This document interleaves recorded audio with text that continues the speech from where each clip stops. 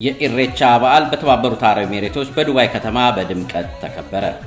የኢሬቻ በዓል በተባበሩት አረብ ኤሚሬቶች ዲፕሎማቶችና ሰራተኞች፣ በዱባይና ሰሜን ኤሚሬቶች የኢትዮጵያ ኮሚኒቲ ማህበር ስራ አመራር ቦርድ አባላት፣ የተለያዩ የሀገራችን ብሔር ብሔረሰቦች ተወካዮች፣ አባ ገዳዎች፣ ሀደ ሲንቄዎች እንዲሁም በርካታ ቁጥር ያለው የበዓሉ ታዳሚያን በተገኙበት ኢሬቻ ለሀገር ማንሰራራት በሚል መሪ ቃል በዱባይ ከተማ በአልመንዘር ፓርክ ጥቅምት 8 ቀን 2018 ዓ.ም በድምቀት ተከብሯል። መርሃ ግብሩ በአባ ገዳዎችና ሀደ ሲንቄዎች መሪነት በፓርክ ውስጥ በተዘጋጀው ቦታ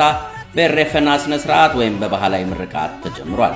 በበዓሉ ላይ በተባበሩት አረብ ኤሚሬቶች የኢፌዴሪ ኮንስል ጀነራል ጽህፈት ቤት ተጠባባቂ ጉዳይ ፈጻሚ አቶ አስመላሽ በቀለ በሀገራችን ከሚከበሩ በዓላት ውስጥ የኢሬቻ በዓል የፍቅር፣ የሰላም፣ የወንድማማችነትና የአብሮነት እሴት ያለው በዓል መሆኑን ገልጸው ማህበረሰቡ በዚህ በዓል ላይ ያሳየውን አንድነትና ድምቀት በሌሎች ውጭ ሀገር ለሚገኙ የኢትዮጵያ ኮሚኒቲ ተምሳሌት መሆኑን በመግለጽ በሀገራችን እየተከናወኑ ባሉት ሀገራዊ የልማት ስራዎች የሚያደርጉትን ተሳትፎ ይበልጥ እንዲያጠናክሩ ጥሪ አቅርበዋል። በመቀጠልም የአቡዳቢ ኤምባሲ ተወካይ አቶ ግርማ ደምሴ የዘንድሮ ኢሬቻ በዓል ልዩ የሚያደርገው በሀገራችን የህዳሴ ግድብ ፕሮጀክት ምርቃት በተካሄደበትና ሌሎች አዳዲስ ፕሮጀክቶች በተጀመሩበት ማግስት መከበሩን ጠቅሰው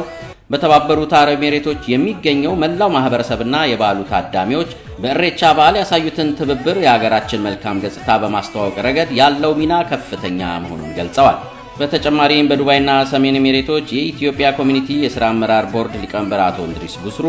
የኢሬቻ በዓል በተባበሩት አረብ ኤሚሬቶች በጥቂት ሰዎች ተጀምሮ በየዓመቱ እያደገ መምጣቱን በመጥቀስ ዛሬ በሚታየው ደረጃ ላይ እንዲደርስ አስተዋጽኦ ያደረጉ አካላትን አመስግነው የኮሚኒቲ ማህበሩ በፍቅር በመቻቻልና በመከባበር መርህ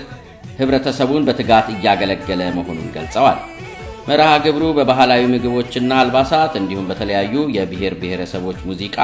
የደመቀ ሲሆን በበዓሉ ላይ ከ3000 ሰዎች በላይ ታድመዋል። የኢፌዴሪ ቆንስላ ጀነራል ጽህፈት ቤት ዱባይ